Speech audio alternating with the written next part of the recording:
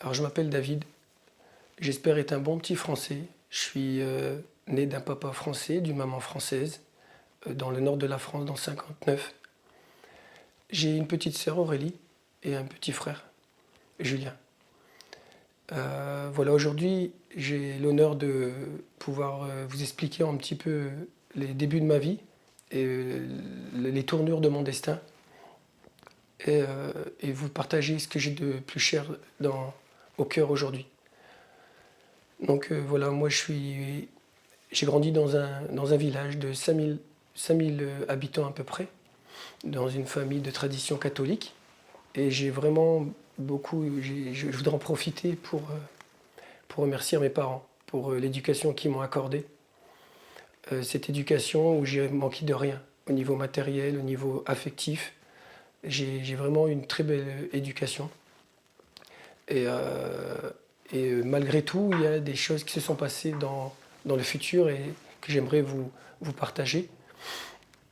Donc voilà, donc j'étais vraiment dans un beau petit village où il y avait tout, les clubs sportifs, et j'étais donc issu d'une famille catholique.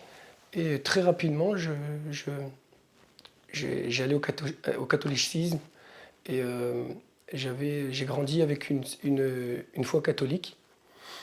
Et jusqu'à présent, je me rendais tous les dimanches à la messe. C'était quelque chose pour moi que j'aimais et qui faisait partie de ma vie, de mon éducation. Et donc j'ai été comme tout le monde à l'école, même si je n'étais pas le bon petit élève. Et très rapidement, en réalité, mon destin a fait que j'étais plus orienté vers les activités sportives. J'étais un petit garçon assez nerveux, qui n'aimait pas trop l'école, mais qui était très doué pour le sport. Et en réalité, c'est dans le sport que je pouvais me valoriser.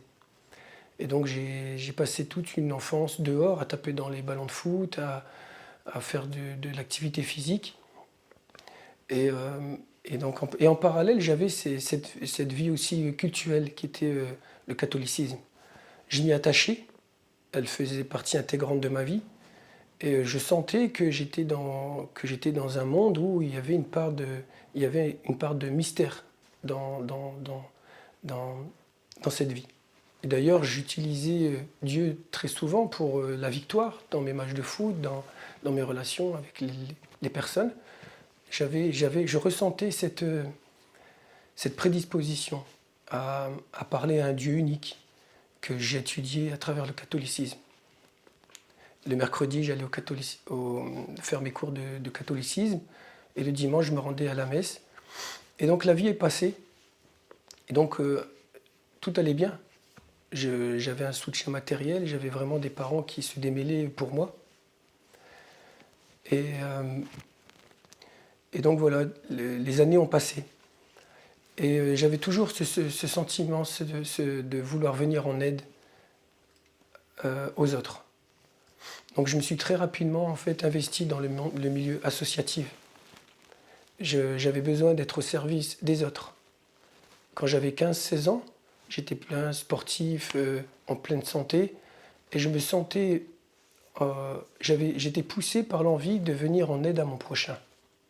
Et donc je me suis très vite investi dans le milieu associatif, et j'avais déjà cette reconnaissance que j'étais quelqu'un de privilégié.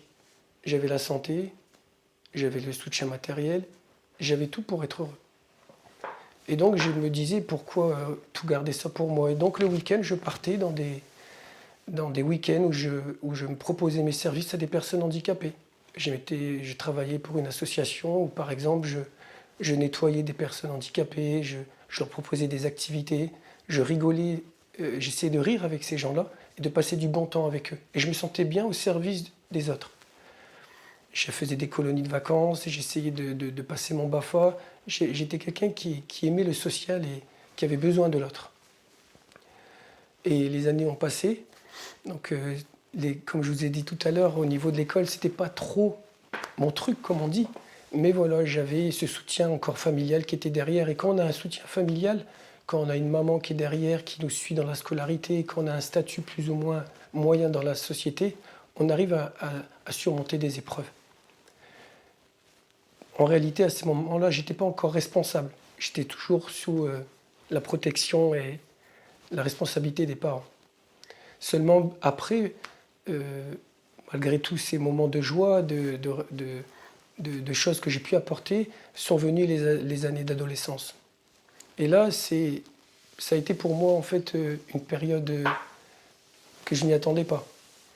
On vit qu'une seule fois l'adolescence. Et ça a été en fait en réalité une épreuve pour moi, puisque j'ai voulu voler de mes propres ailes, j'ai cru que j'avais une base quelque part, et donc je me suis lancé dans, dans la vie, et j'ai vite en fait perdu mes repères, très rapidement.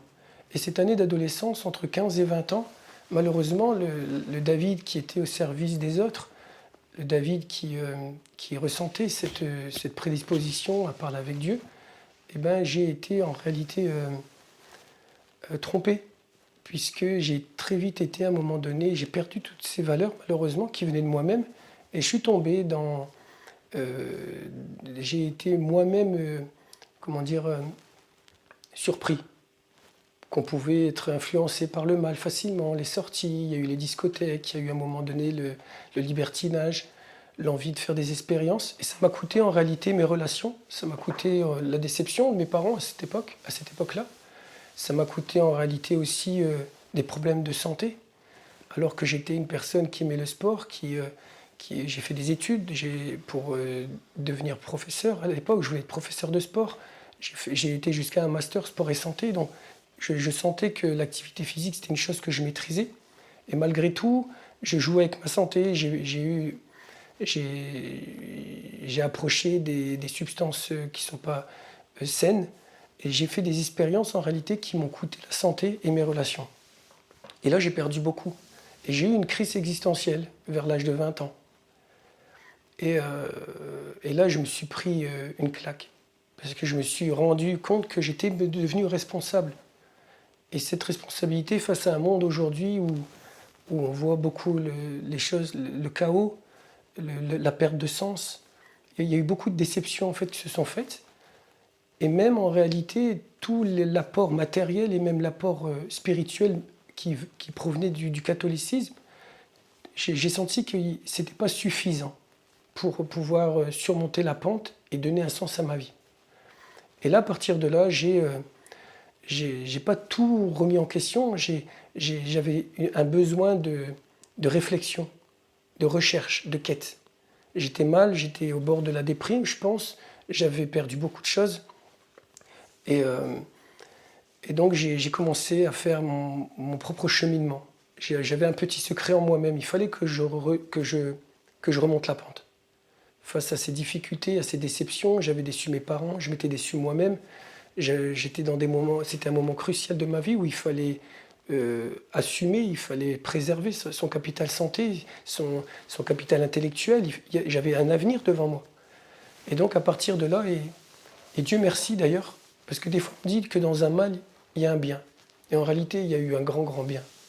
C'est qu'à ce moment-là, j'ai voulu chercher de par moi-même, réfléchir. J'ai voyagé, j'ai lu beaucoup de livres, j'ai fait des pèlerinages, j'ai été faire le chemin de Compostelle dans le sud de la France, le chemin catholique.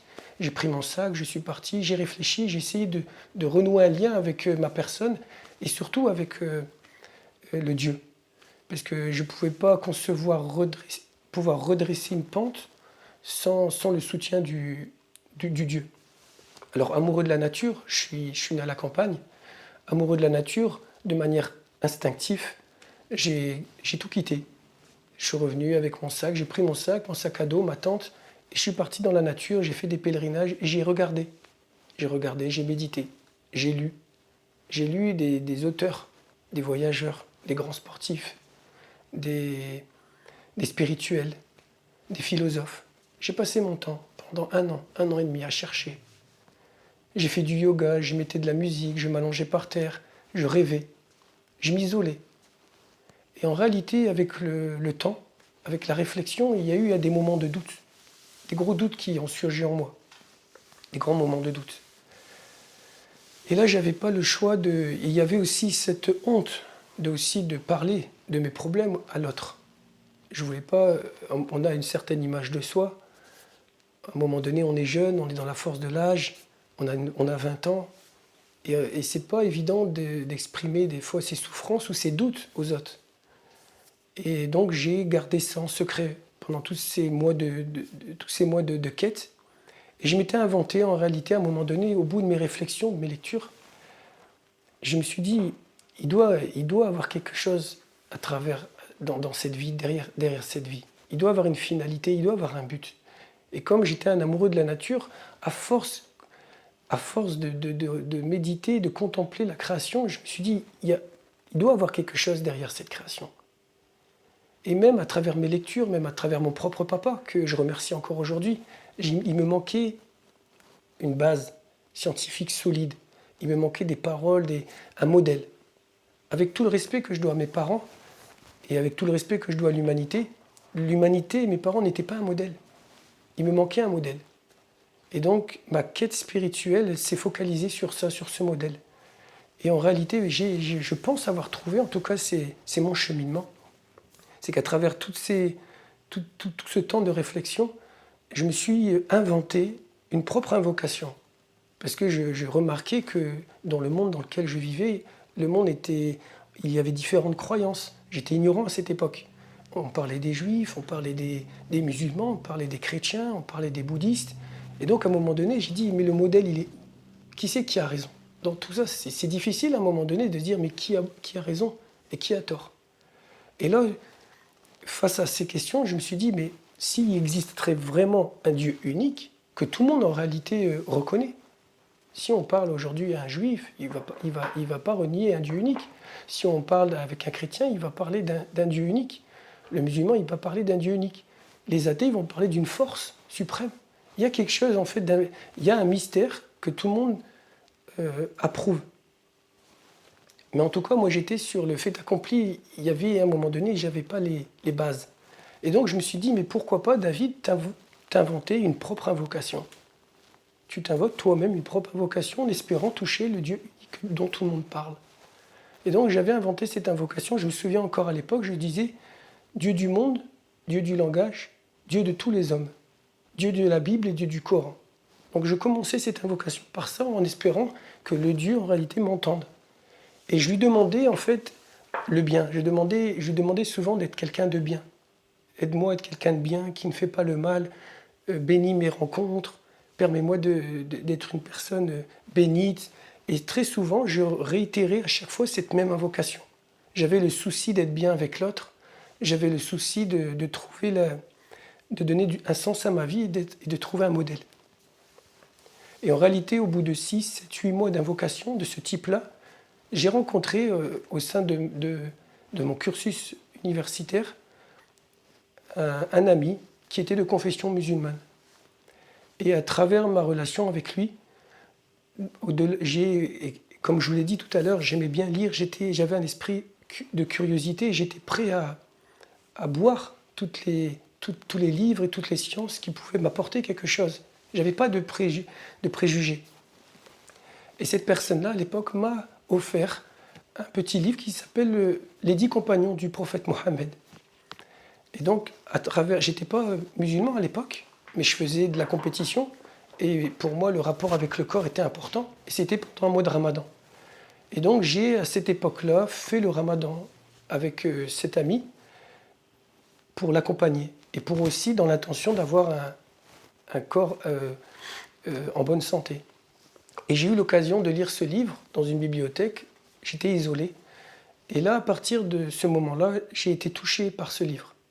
Le modèle dont je vous parlais tout à l'heure, c'est que j'ai trouvé, à travers le prophète Mohammed, un modèle.